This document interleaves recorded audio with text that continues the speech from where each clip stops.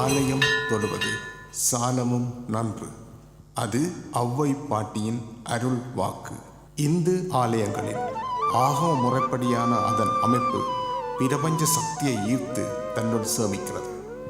பூஜை வழிபாட்டின் போது அந்த பிரபஞ்ச சக்தி தூண்டப்பட்டு அங்கு வழிபட்டு கொண்டிருக்கும் பக்தர்கள் மீது பாய்ந்து படர்கிறது.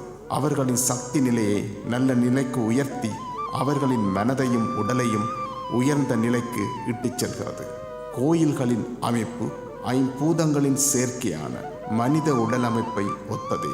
இது அறிவியலுக்கும் அருளியலுக்கும் பொருந்தும் அமைப்பாகும்.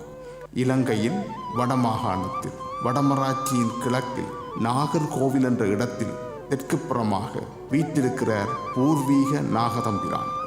இயற்கையான சூழல், அமைதியான குளம், அதனை தொட்டு தாளாட்டும் தென்றல் உடலை அல்ல மனதையும் சில்லிட வைத்து சல்லடை போடுகிறது. இடையிடையே தாயின் கழுத்தை கையால் வளைத்து கன்னத்தில் முத்தமிடும் குழந்தை போல குளத்தை வளைந்து முத்தமிடும் மரத்தின் கிளைகள்.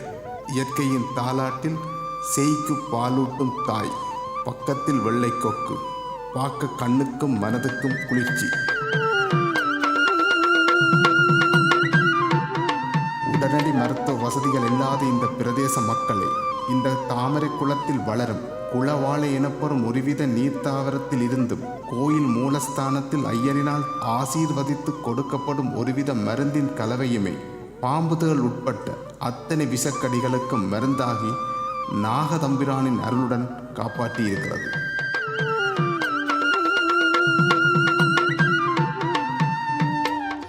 அப்ப நாங்கள் கடந்த காலங்கள்ல வந்து நம்பிக்கைன்னா ஒரு மதுமையான புதுமையாக இருந்த நம்பிக்கைன்னா நாங்கள் நாரோல் இருந்தார்கள் சிக்கன் வேண்டினால் நாங்கள் சிக்கன் வேண்டினால் ஆஸ்பத்திரிக்கோ எந்த ஒரு வைத்தியத்துக்கு நாங்க போவதில்லை.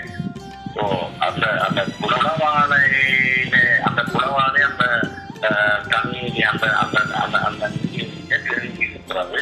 அப்ப நாங்கள் வந்து நம்பிக்கைன்னா ஒரு சிக்கன் கலைக்கா அந்த கோவிலடியில போய் நாங்க இருந்தோடனே ஐயர் அந்த மூலஸ்தானத்துல உள்ள புத்து, அதாவது வந்து அந்த பாம்பு புத்து மண்ணை எடுத்துக்கொண்டு வந்து அதை நாங்கள் மருந்து அந்த மருந்தை எடுத்துக்கொண்டு வந்தால் அந்த மருந்தை இந்த குளவாழ தண்ணீரை கரைச்சி நாங்கள் உள்ளுக்கும் குடிச்சு குறிப்பட்டமும் பூசி தான் கோவிலடியில கத்தரிப்போம். சாய்ந்தும் நிமிர்ந்தும் வளைந்தும் தன்போக்கில் வளர்ந்த மருத மரங்கள் தரும் பசுமையான நிழல். அடித்த புயலில் சரிந்து விழுந்தும் மீண்டும் வளர்ந்து நிழல் தருகிறது இந்த மருத மரம். முதலே கிட்டத்தட்ட நான் அன்னளவாக அது 30ஆம் ஆண்டு காலப்பகுதியில கூட அந்த மரம் இருக்கும். படமை வாய்ந்த மரம் தான். அந்த மரங்கள் எல்லாம் படமை வாய்ந்த மரம் தான். அந்த மரங்களே அந்த நாளையில வந்துருக்குன்னா அந்த ஆளாண்டு பற்றி ஒரு பறவை இருக்கிற அந்த சிறுகதையில அந்த ஆளாதான் அதுல கூடு கட்டி ஆளாதான் அதுல குடிச்சுட்டாங்க இருந்த பறவை. பல பரம்பரைகளை கண்டு கடந்து வாழும் இம்மரங்களை நாமும் தொட்டு உரசி செல்கிறோம் என நினைக்கும் போது நினைவுகள் நீள்கிறது. நடந்த உள்நாட்டு யுத்த வடுக்களை மனிதனில் அல்ல மரங்களிலும் ஊடுருவி இருப்பதை கண்டோம். நாகதம்பிரான் ஆட்சி புரியும் சன்னிதானத்திலேயே நாகதம்பிரானுக்குரிய பூஜையும் நாகதோஷத்தை நிவர்த்தி செய்யும் விசேட பூசைகளும் நடைபெறுகிறது.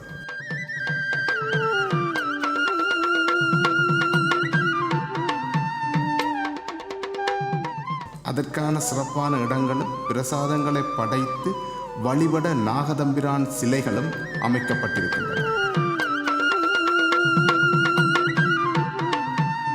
இங்கு இருக்கும் இயற்கையின் அமைதி எமக்குள் பரவி எமக்குள்ளும் அமைதி தேடுகிறது.